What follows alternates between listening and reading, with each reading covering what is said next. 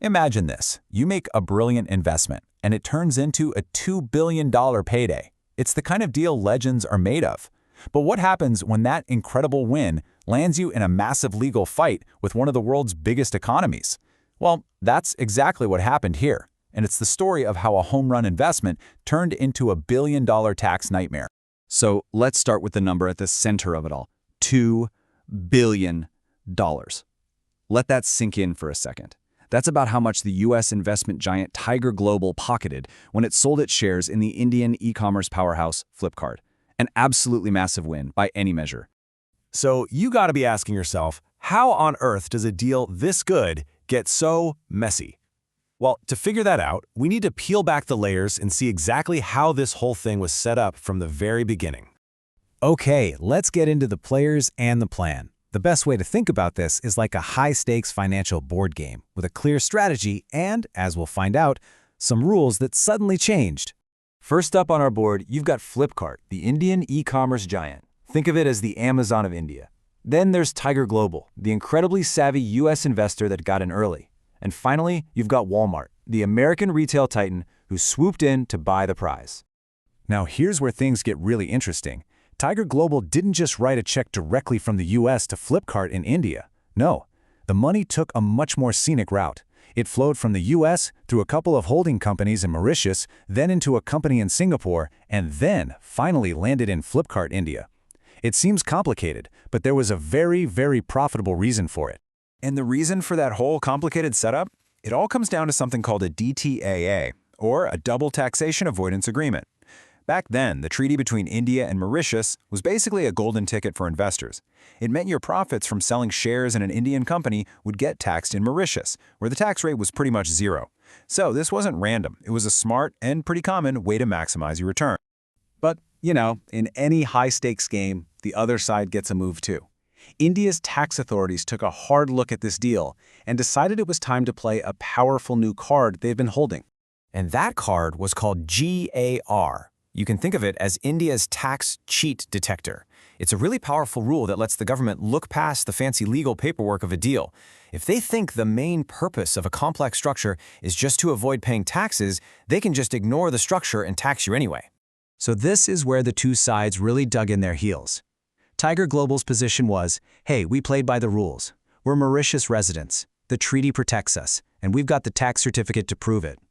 But India's tax department came back saying, not so fast. We think your Mauritius companies are just empty shells, with no real business purpose other than to dodge taxes. And that's exactly why we have GAAR. This set the stage for an absolutely massive legal fight that went all the way to India's Supreme Court. The stakes really couldn't have been higher. Now, we're going to see how it all ends in just a moment, but if you enjoy these kinds of deep dives, do me a quick favor and hit that subscribe button. It truly helps us make more of these explainers. All right, the moment of truth. After a long and hard-fought battle, it was time for the final judgment from India's highest court.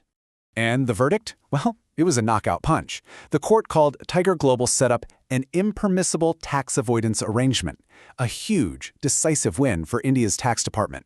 So the big question is, why did the court rule this way? Well, the first big reason came down to one word: control. The court looked right through the paperwork and decided that the companies in Mauritius were, in their words, mere facades, basically just shells.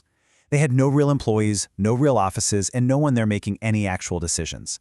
All the important calls were coming straight from Tiger Global's headquarters in the U.S. And the second key finding was all about that tax certificate. The court's message was loud and clear. A tax residency certificate is not some kind of magic shield. You can't just wave it around and expect no questions. If the tax authorities suspect a plan's main purpose is to dodge taxes, they have every right to dig deep.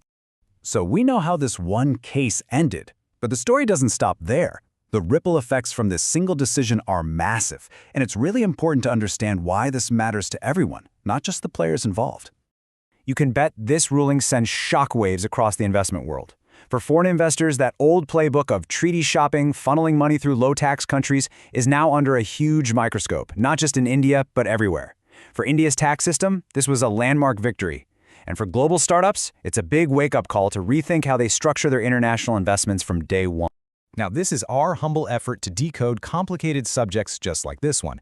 And it's really important for us to be clear, this is neither a buy, hold, nor sell call, and our channel will not be responsible for any losses. If you found this explainer helpful, please subscribe to the channel for more. Your support is seriously what gives us the motivation to keep creating these. And hey, while you're at it, we'd love it if you'd leave your questions and comments for us down below. We really do love hearing from you. And one last, very important reminder. All of this is for educational purposes only. It is not financial advice. So please make sure you consult with your own financial advisor before taking any decisions. You know, the Tiger Global case is just one fascinating chapter in this constant tug of war between global money and national tax laws. And it really leaves you with a big question, doesn't it? As our world gets more and more connected, where do you think the next billion-dollar battle is going to be fought?